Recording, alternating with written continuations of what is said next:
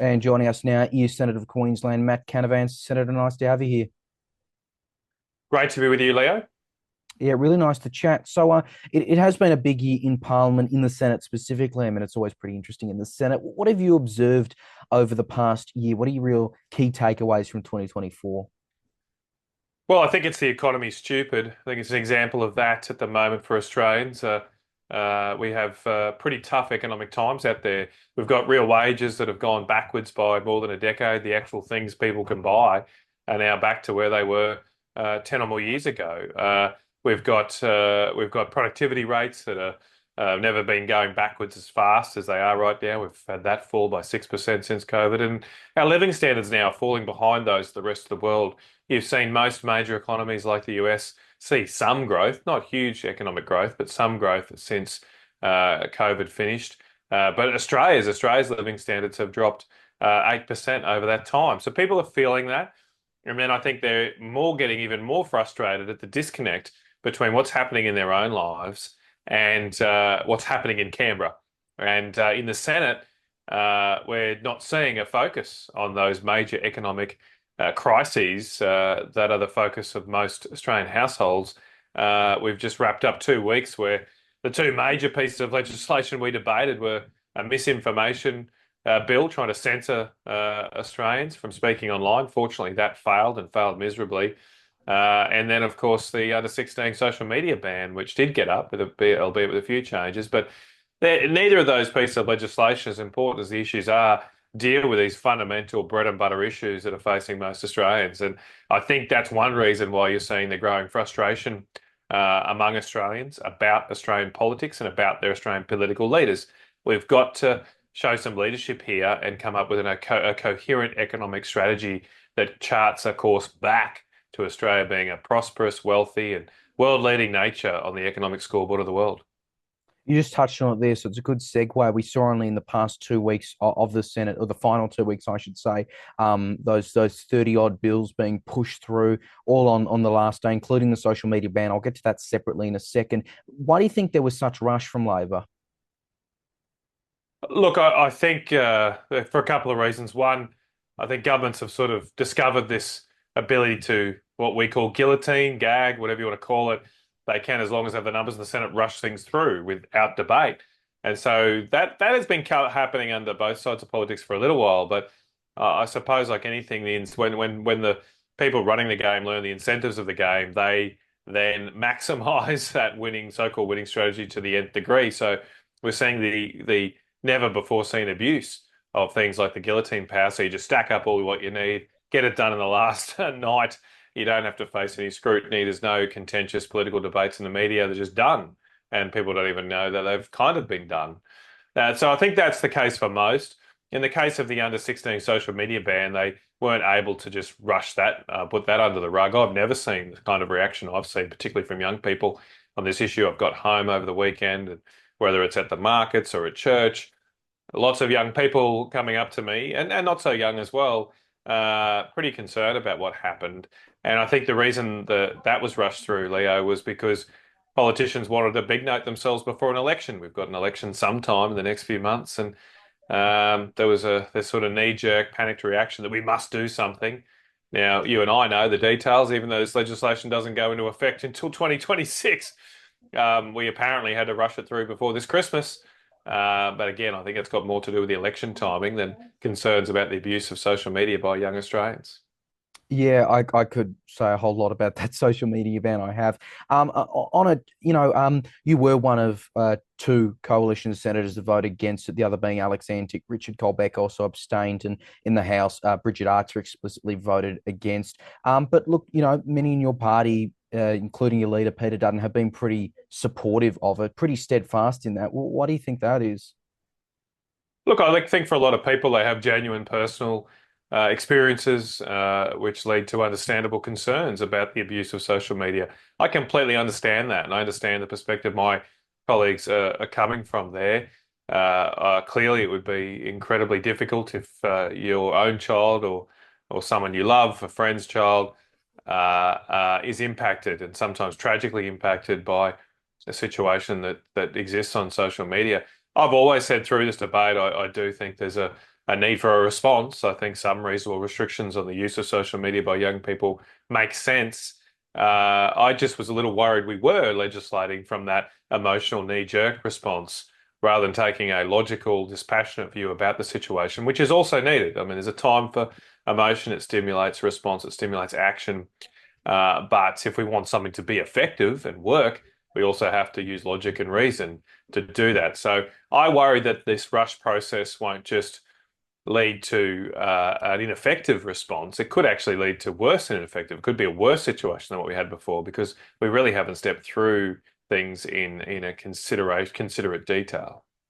Yeah, we'll keep on it, I'm sure. I was interested in seeing today as we spoke, your former parliamentary colleague, Craig Kelly, a former Liberal, obviously announced he was joining the Libertarians. He had been gone from the Liberals for some time, but it is interesting because that minor party is targeting Liberals specifically. I know you are sitting with the Nationals, member of the Queensland LNP, but do you think minor parties potentially pose an issue for the coalition, especially going into the next election? And there is, as you kind of touched on before, quite a lot of, I guess, maybe distrust or just frustration with politicians in general, Mm. bipartisanly. Look, there's no doubt that the rise of minor parties is a threat. There have been a threat. I mean, the vote for minor parties is at record highs, and if that continues to grow, we'll continue to potentially lose seats to minor parties. The Liberal National Party here in Queensland did not get its normal allocation of 3 senators elected at the last half Senate election. This time we've lost one of those senators to the crossbench, Jared Rennick. So we'll be in a real fight to get back, if you like, the three there.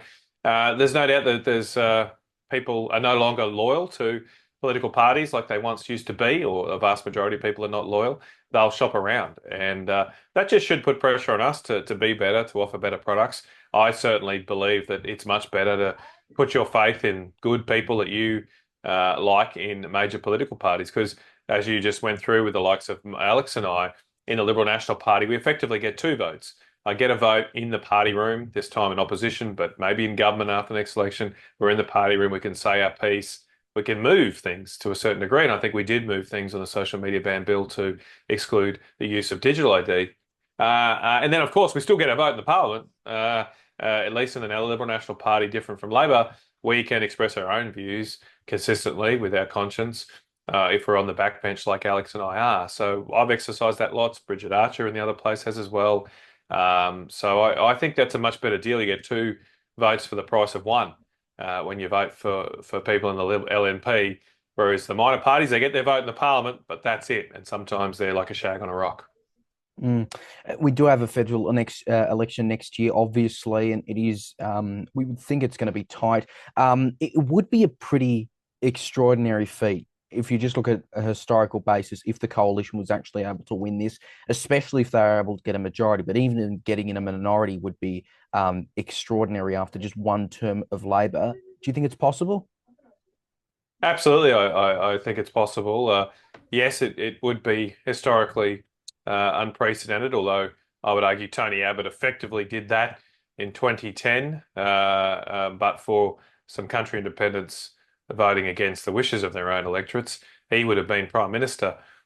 So it's not in that distant memory. And with, as as we were just talking about, I think with the volatility in politics now, the less stickiness, if you like, that exists there that in previous generations, there is, I think, more potential today than there would have been a generation or two ago of a first-term government to lose office. We have seen polls that are pretty close and tight, which would indicate a chance for the coalition. I think in some parts of the country, the results last election were a little artificially boosted by the COVID response, especially in WA and Perth, when Mark McGowan was effectively the emperor of WA. He's no longer in that role. So things could swing back a little bit and the margins might not be as great as it would otherwise appear. So look, I think it's just up for grabs. I don't think you get a situation where people's standard of living has gone back 10 years and not see a big shift on from the government of the day. That puts us in the game.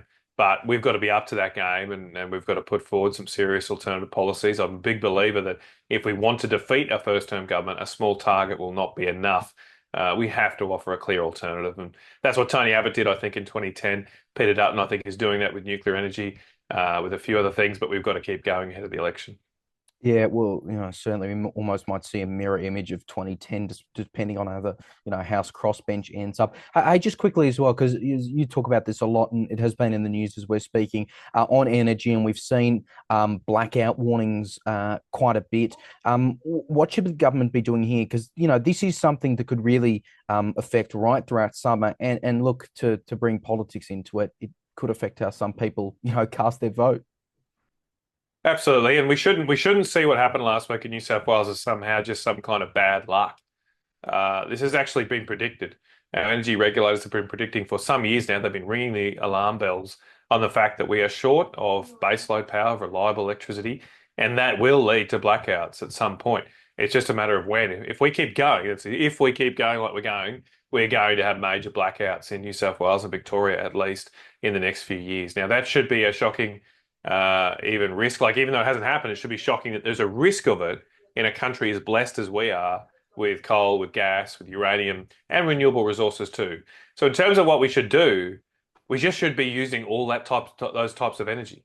I'm not a silver bullet guy. I'm not saying we must just build coal or we must just build nuclear or we must just build solar and wind. My view is that a modern industrial economy needs horses for courses. We need all types of energy, including our coal, which we refuse to use, including our uranium, which we refuse to use. We export both those products to other countries, but refuse to use ourselves. We should be using all those types of energy that will keep the lights on, and almost as importantly, it would help bring energy prices down, both for families and to keep manufacturing businesses alive in this country.